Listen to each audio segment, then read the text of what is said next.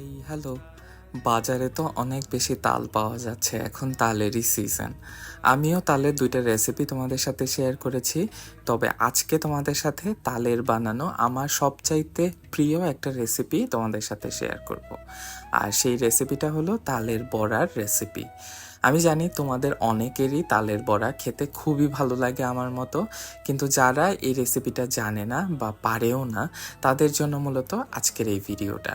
তো কথা কম বলে চলো তাহলে শুরু করা যাক। প্রথমে আম্মু এখানে নিয়ে নিল ১.৫ কাপ পরিমাণ ময়দা আর আধা কাপ পরিমাণ সুজি। তারপর এখানে দেওয়া হলো আধা চা চামচ পরিমাণ লবণ আর হাফ কাপ পরিমাণ চিনি। চিনি তোমরা যতটুকু মিষ্টি খেতে চাও ততটুকুই দিতে পারো। এখন এখানে দেওয়া হলো নারকেলের কোড়ানো বা হলো নারকেলের কুচি, সাথে এখানে দেওয়া হলো ১.৫ কাপ পরিমাণ তালের রস। তালের রসটা তোমরা মাখতে মাখতে বুঝতে পারবে কতটুকু পরিমাণ এখানে দিতে হবে। আমরা এখানে ব্যাটারটা বানানোর জন্য কোনো রকম পানি ব্যবহার করছি না, পুরাটাই মূলত তালের রস দিয়েই হবে। আর চিনিটা তোমরা তোমাদের পরিমাণ মতো দিও, তালের কিন্তু রসটাও অনেকটা মিষ্টি হয়, তো সেই আন্দাজ করে মূলত দিও আর কি। তো হালকা মাখামাখি করে এখন এখানে দেওয়া হলো হাফ চা চামচ পরিমাণ বেকিং পাউডার।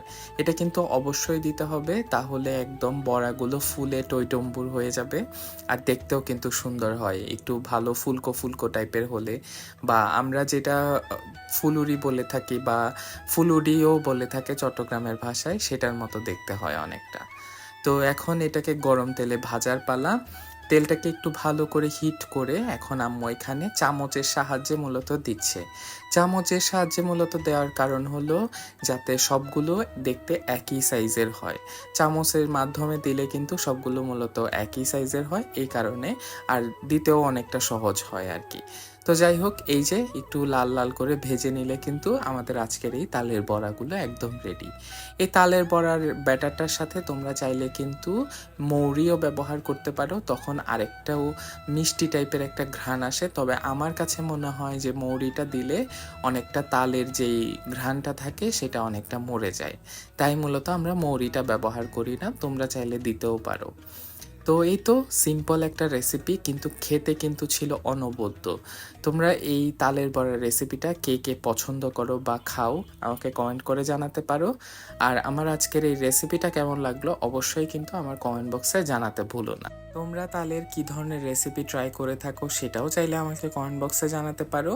আমার এই ভিডিওটা যদি ভালো লেগে থাকে আর এই ধরনের রেসিপি যদি পেতে চাও তাহলে অবশ্যই আমাকে ফলো করতে ভুলো না।